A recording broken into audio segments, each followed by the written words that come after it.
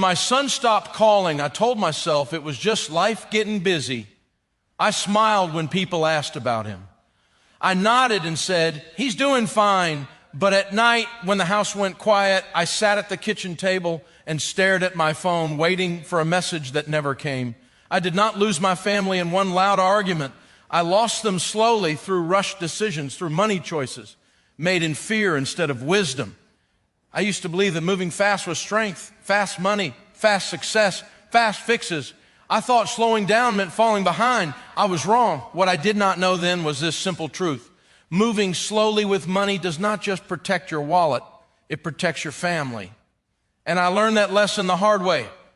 I grew up in a home where money was never talked about. My parents worked hard, paid their bills, and kept quiet about the stress.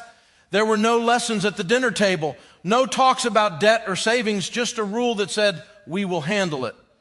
So when I became a parent, I followed the same path. I worked, I provided, I avoided the details. My wife trusted me, my children trusted me, and I believed that was enough.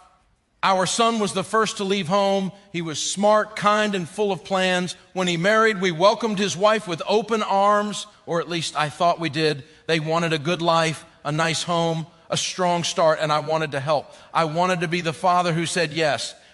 So when they talked about buying a house too soon, I did not slow them down. I encouraged them. When they spoke about credit cards, I stayed silent. When they rushed into payments they barely understood, I said, you'll figure it out. I thought support meant agreement. I thought love meant never questioning. That was my first mistake.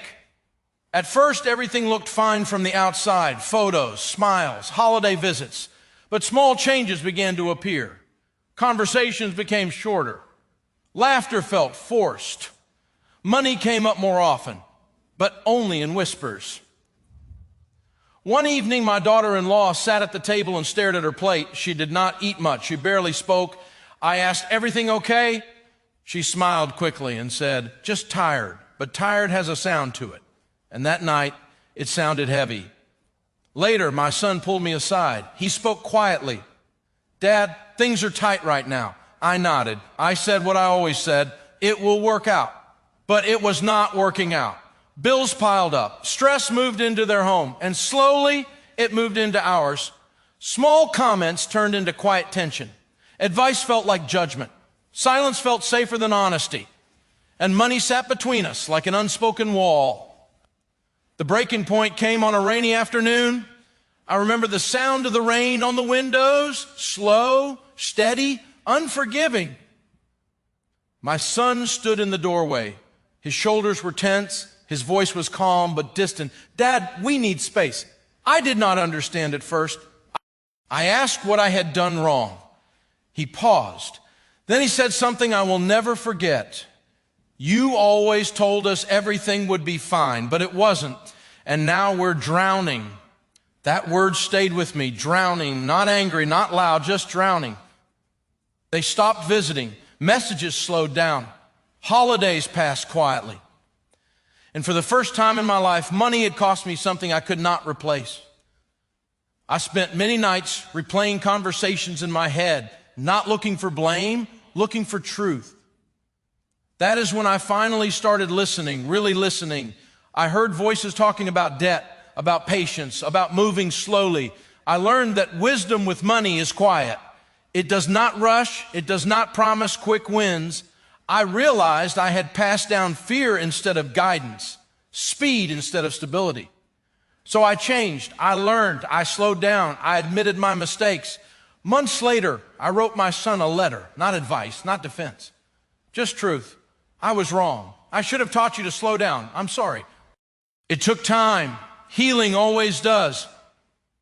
But one day, the phone rang, and it was him. We talked about life, about money, about learning together, not rushing anymore. Today, our family is not perfect, but it is honest, and it is healing. If there is one lesson I leave you with, it is this. Fast money builds fast walls. Slow wisdom builds strong families.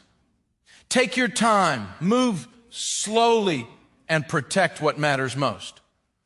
That first phone call did not fix everything. It did not erase the months of distance or the quiet pain we carried, but it opened a door that had been closed for too long.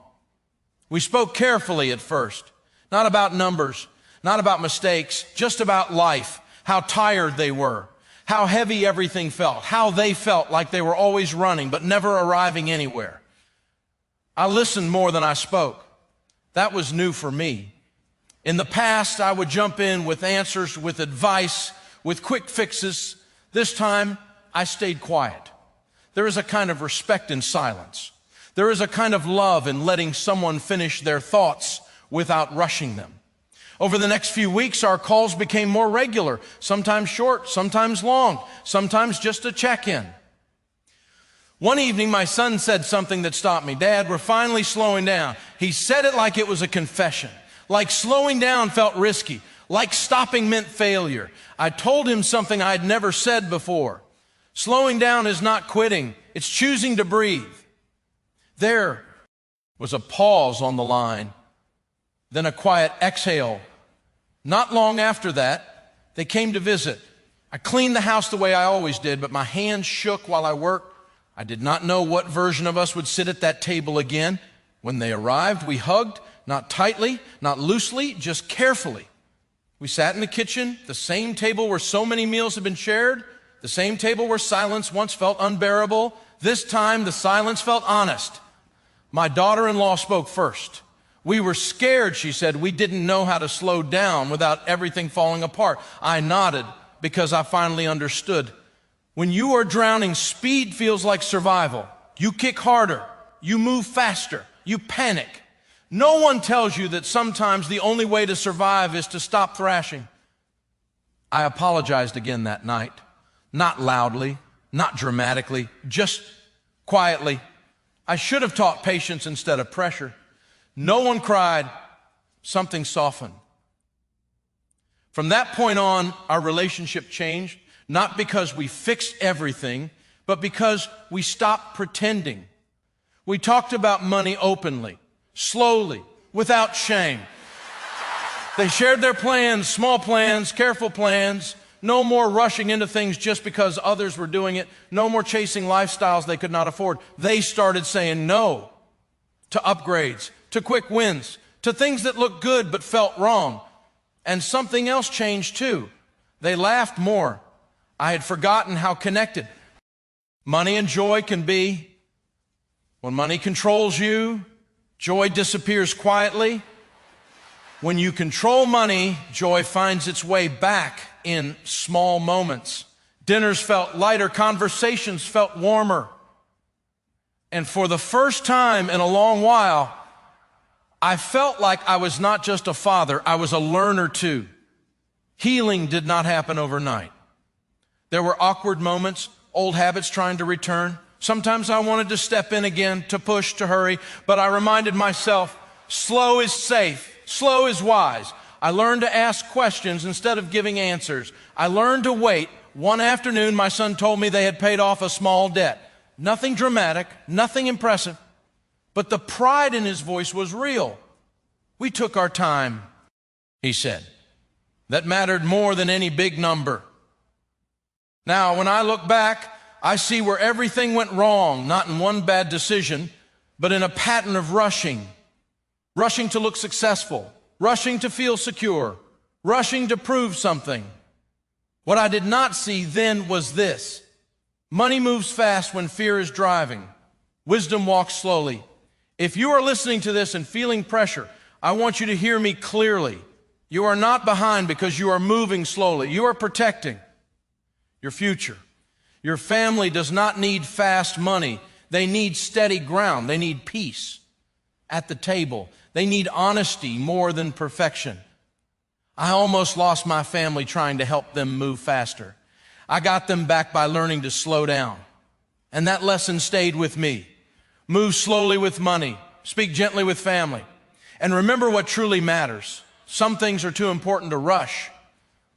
I learned that money itself is not the problem. The way we rush with money is when we move too fast, fear makes our choices. Fear pushes us to spend, borrow, and decide before we are ready. And slowly, without meaning to, it pushes the people we love away too. Wisdom with money is not loud. It does not hurry. It does not promise quick success. Real wisdom moves slowly. It waits. It asks questions. It protects peace at the family table. When we slow down with money, we give our relationships room to breathe. We listen better. We speak softer. We stop trying to prove something and start building something real. I learned that fast money can build walls, but slow, careful choices build trust. And in the end, the greatest wealth is not what we earn. It is who we keep close. Move slowly, choose patience, and never rush what truly matters.